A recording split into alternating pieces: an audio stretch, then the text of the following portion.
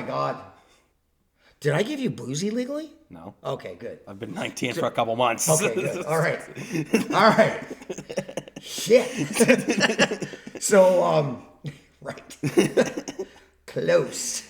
My grandma always said, if you can serve your country, you can have a beer. Yeah. And back when my grandfather went in, he lied about his age and went in at 16. Yeah. Like a lot of the kids did in World War II, right? Yeah. So, it's hilarious how we make fun of, and we say, oh, how horrible, how horrible, how horrible. Child soldier, child soldier, child soldier. The United States was built on child soldiers, by the way. The 14-year-olds and the 12-year-olds, they fought too. Because you do what you do because you have to do it to survive. Yeah. That's just the way the world works, man. We just been living in comfort and... Also, the late, 1700s. Yep. Kind of a different time than today. Absolutely. You only lived to 32. Yeah. So, when you were 15 then, you're a grown-ass man. Yeah, you had to be. You were plowing fields. Yeah. Milking the cows. So it was good times. Now, tell me about Saskatchewan politics. I just moved here a couple months ago, so I'm new. I was a BC guy, so I knew all about that BC stuff, and it's a completely different world out here. Yeah. Well, kind of. More conservative. A little bit more conservative. More. I consider a lot more, but... But you have single payer insurance here. Because of the NDP. Right. So you're not... The Sask party just never changed it. You're not... so we kind of... You're not Alberta conservative. Well, you're like Alberta conservative light? No. I think we've changed. We kind of... What happened was, many years, the NDP were in power. Right. For a lot of it, there was switches in the 80s and 90s between the NDP and the PC. Right. Progressive Conservative. And then in 2007, former Premier Wall was elected. He was the leader of the Sask party. And then since then, the Sask party consistently had 50 plus seat, they had more than 50 seats in the legislature. Right. 40, 45, 55 seats. Okay. The NDP just recently were able to get 14 seats.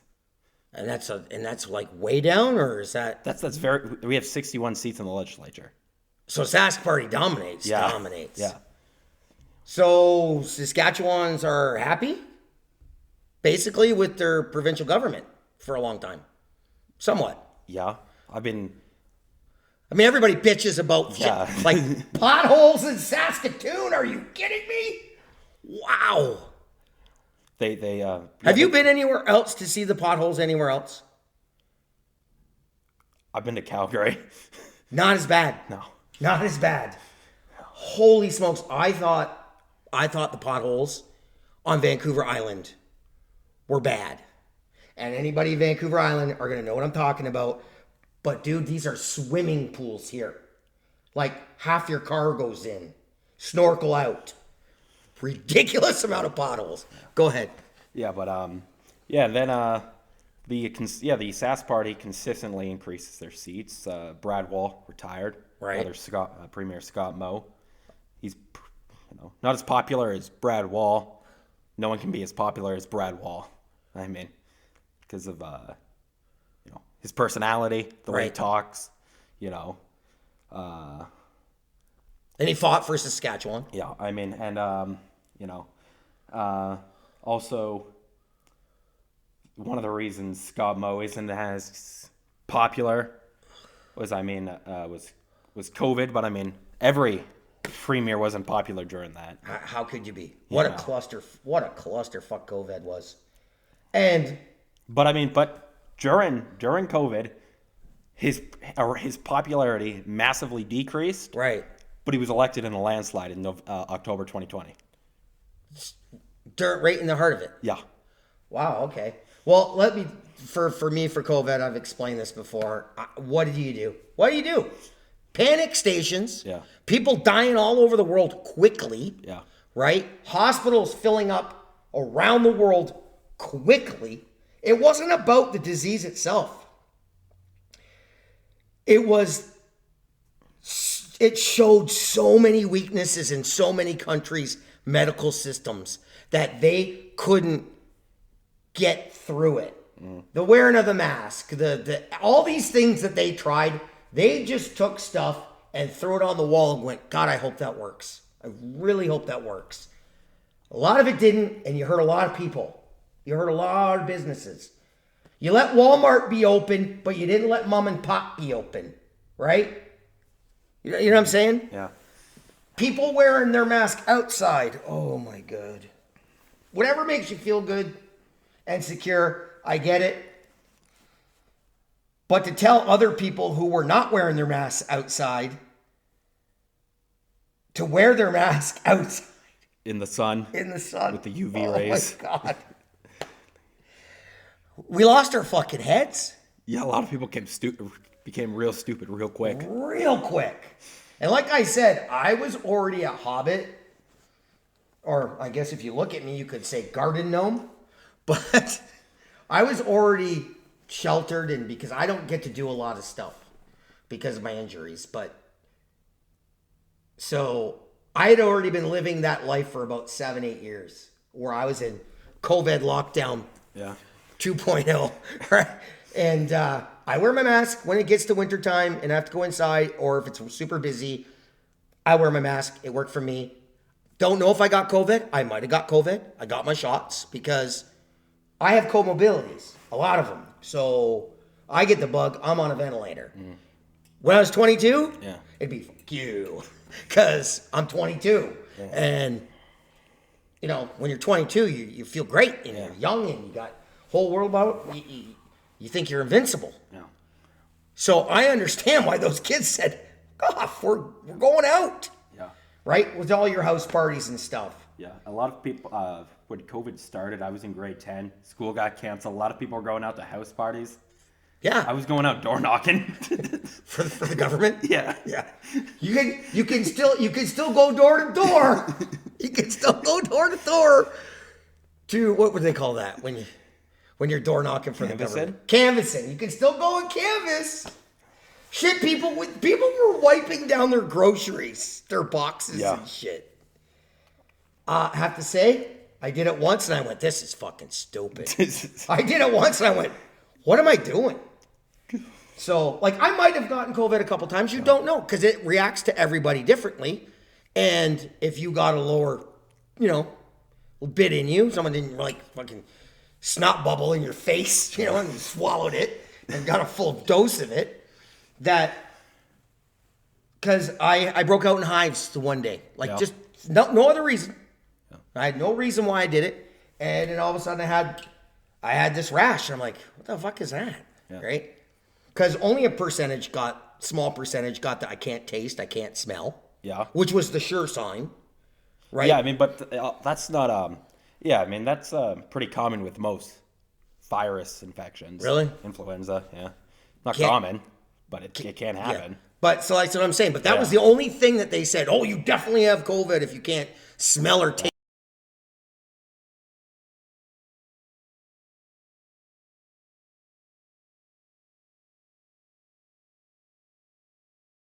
anything. What?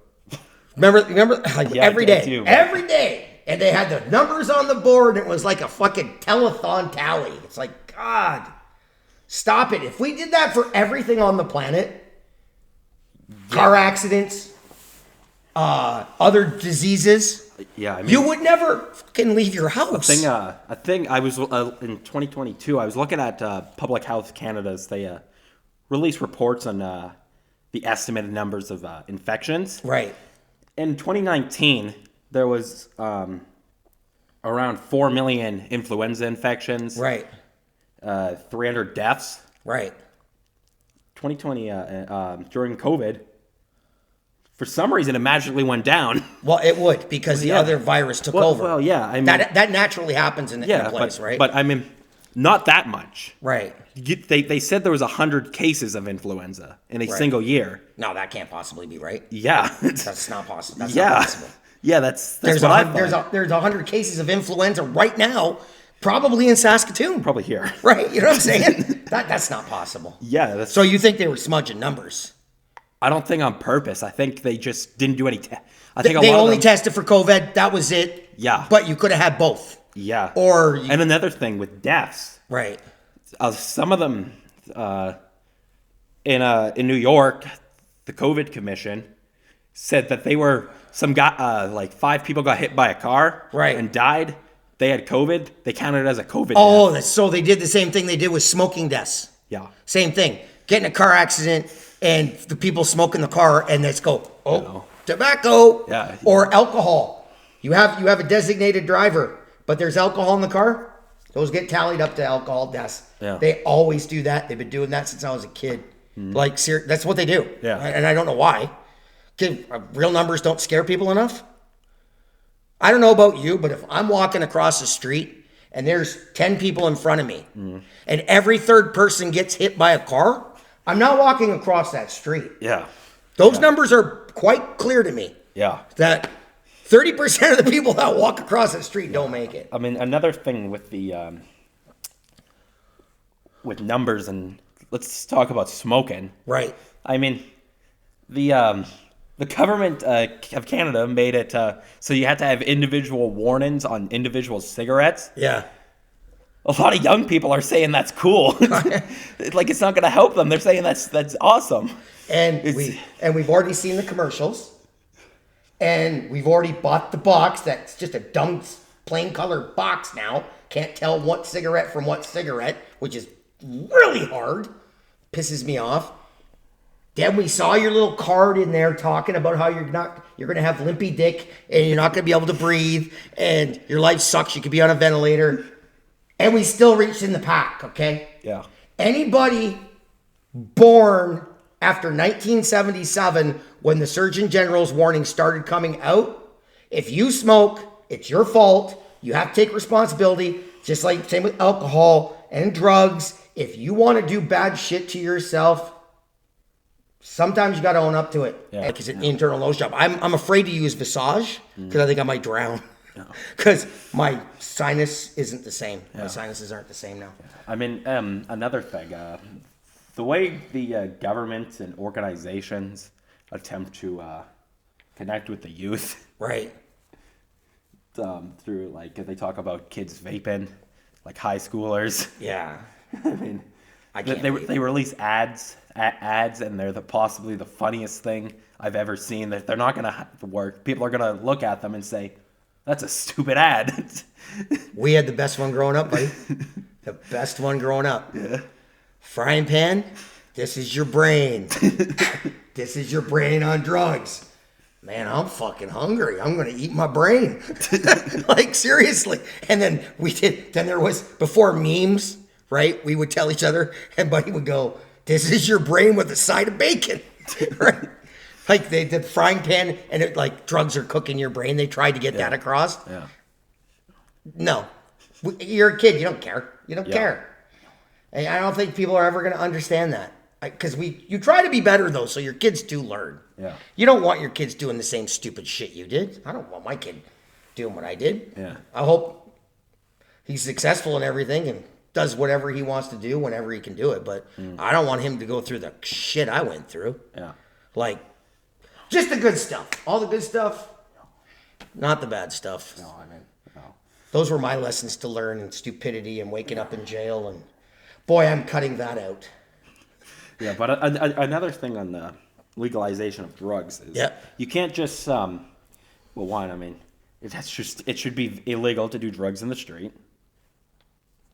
I think you should, and also you can't just legalize drugs and just kind of forget about funding rehab centers. You know, you just legalize the drugs, give them the drugs, and then just say, "Oh, you want help? Nah, we can't help you." That's perfect, because you know what? That's the exact same problem we have with our energy problems. Like, literally, they said, "Here's electric cars. Stop driving gas." So I gotta wait 5 hours for this thing to fill up. I gotta pay $60,000 for it. I gotta pay $60,000 for it. When I could buy another car that's a lot cooler, makes a lot cooler sounds for that price. Yeah. Than a car that sounds like my vacuum cleaner. Yeah, well, that's changing already. Yeah. I mean, Corvette, the F-150, the Charger. I mean, fucking awesome cars. Yeah. But they did it ass backwards. Number one, you start with whatever you're using to get the stuff out of the ground to produce that vehicle. You make that clean first. Yeah. Right? And well, you've got the batteries for those big backloaders, so they're not spewing thousands of liters a day trying to pull out that little bit of lithium. Yeah, I mean, electric cars might be good for the earth, but they're not good for the Congolese children who have to mine the lithium. Right. Once again, we do shit backwards, right?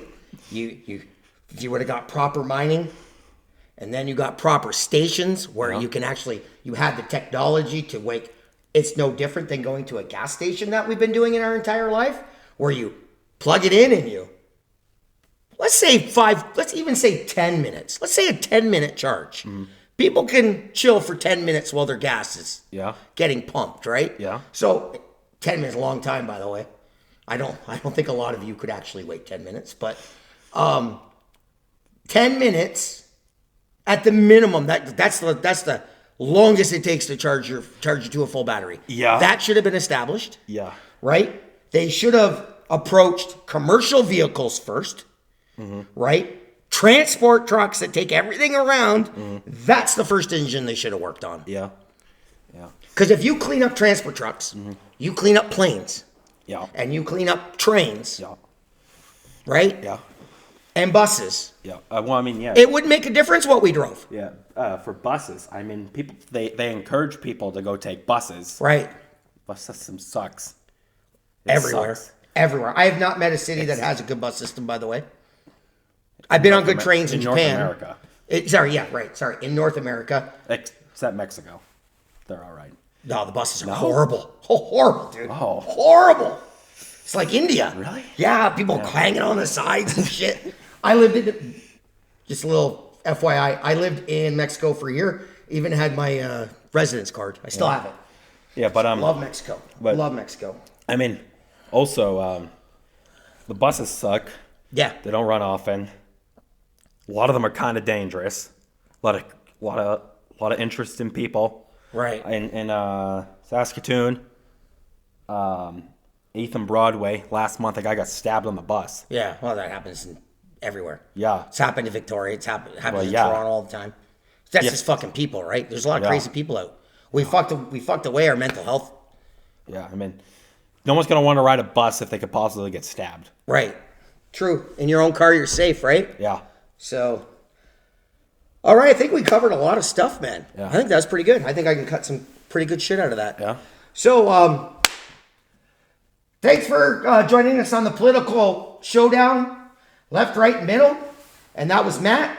Say goodbye, Matt. Bye. Surprised you didn't say bye, Matt. Anyway, thanks for checking us out. And if you have any arguments, we would love to have you up on the big screen through a Zoom call, or if you're in the Saskatoon area, you can come on over and we'll get another chair up in here. And the more the merrier, especially when we're talking debate, because like we said, we disagree on a lot of things, but we still talk about them because we've lost that art. Everybody's put on their team jerseys, and you have to be an enemy of that person now because that's what the media has told you. Knock it off, right? Knock it off. You got to start going across the aisle. What do they want? What do we want? How can we meet in the middle somewhere? That's what governance is, meeting in the middle. Right? You've all gone so combative? No. Wacko? Like left, right, on the fringes. I don't understand why. I'm not going to hate my neighbor because he thinks different than me. I might think a couple things in my fucking head, but I'm not going to hate him. Anything else, Ed? No. All right. Be kind. Talk to each other.